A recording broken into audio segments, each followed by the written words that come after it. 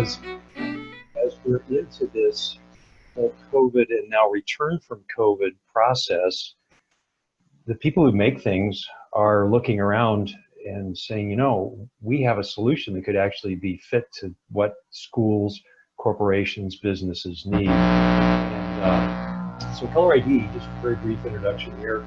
I'm Director of Product Management. We serve higher education, healthcare, government, corporate, and international markets.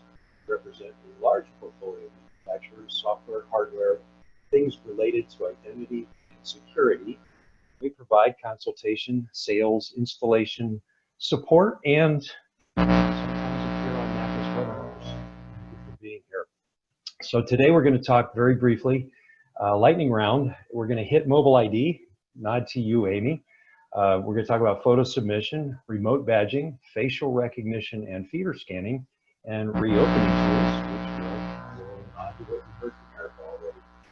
But mobile credentials, as you heard Amy and her platform at Nelnet, and we have worked with them for a couple of years as they're developing their platform. We're partners.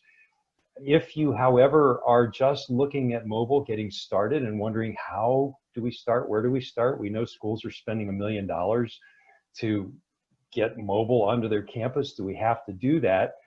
The answer is no, not really. I mean, you have to start somewhere. If you want to do everything that they did at one of those featured schools that you've heard or read about, yeah, you might spend $1 million, but it doesn't cost $1 million to get started. And the reason the mobile right now is particularly attractive, and we're hearing this from all of our different markets, but higher ed especially. We've done webinars. I think we've done 30 webinars for higher ed in the last 3 months. And we've done polling, and we're hearing the same things. And people are saying it needs to be contactless, it needs to be over the air, because students aren't coming in to get their ID cards like they did. Is there anything we can do? So with a mobile ID, the reader thinks it's talking to a card, whether it's at a door or whether it's at a point of sale terminal. Well, it can be over Bluetooth or it can be over NFC. We are representing, we represent a number of different makers of readers and mobile credentials that work with those readers. We like HID right now. I'll feature that because they have just introduced the very latest generation of readers optimized for Bluetooth and NFC, mobile, and for a lot of different kinds of ID cards. So these readers are reading a lot of things, and very likely something you have on your campus. Hey, David, we're getting a little bit of feedback on your mic, and it's kind of difficult to hear you. Well, that's interesting. I wonder why. Okay, let's try that. Is that better? Okay, Still getting I'll some go forward feedback and you let there. me know if it's bad. Okay. Before we get back to it. I think that's perfect. Not sure what to do about that, Jeff. If you're able to take your headphones out and just use the computer audio, that might work. Okay, how's that? That's perfect. Great. Sorry about that, folks.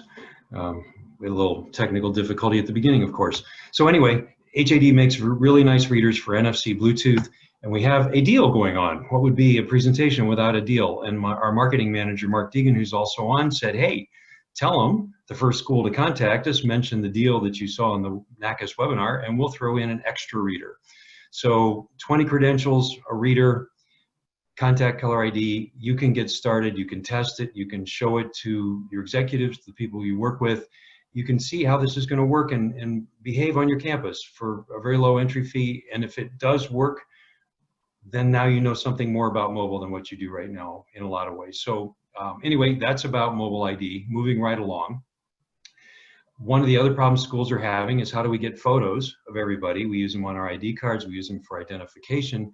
They're not coming into the card ID office. Well, there is upload availability for photo submission, and we represent a company right here called CloudCard. You get an email, usually on your phone, and you click the link and it asks you to your preferred name. It may ask you a shipping address. There are a lot of nice features here, and of course you upload a photo.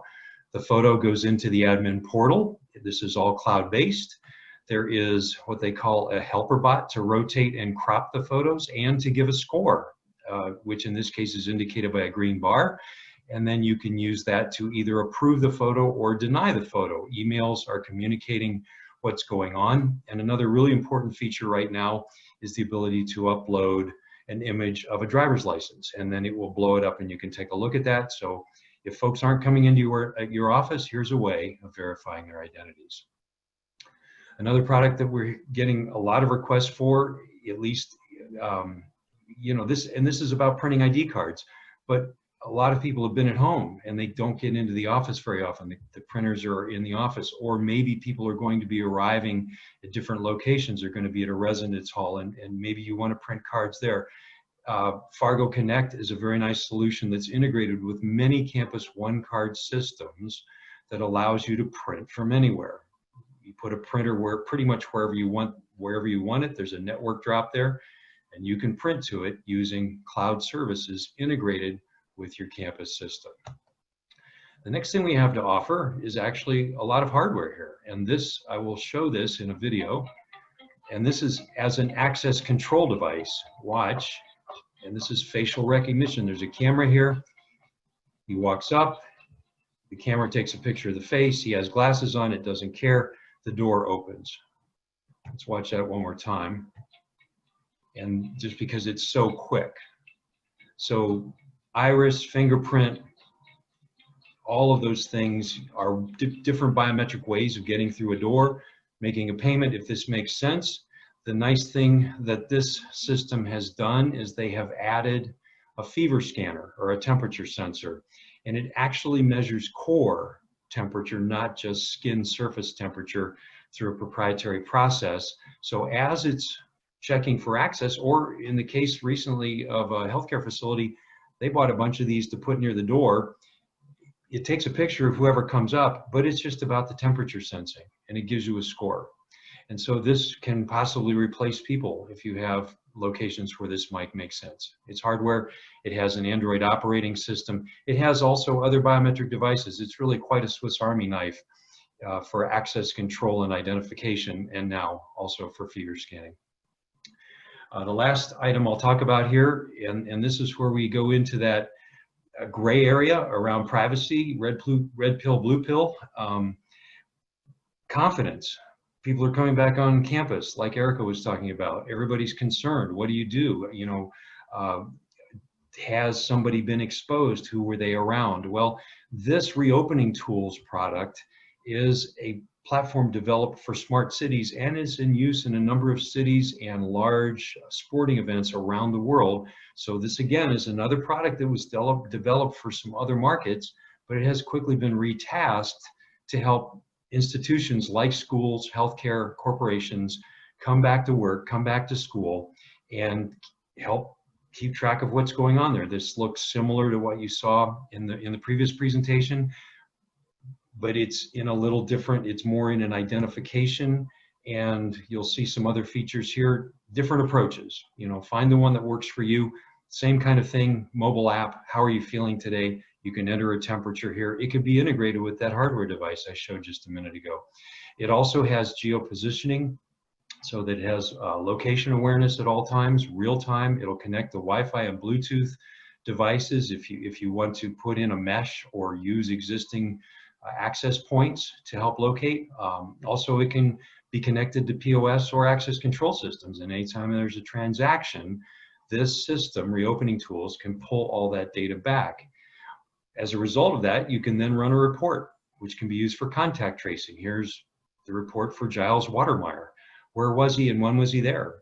You know, what, and this is all usually around the phone. Where was that phone?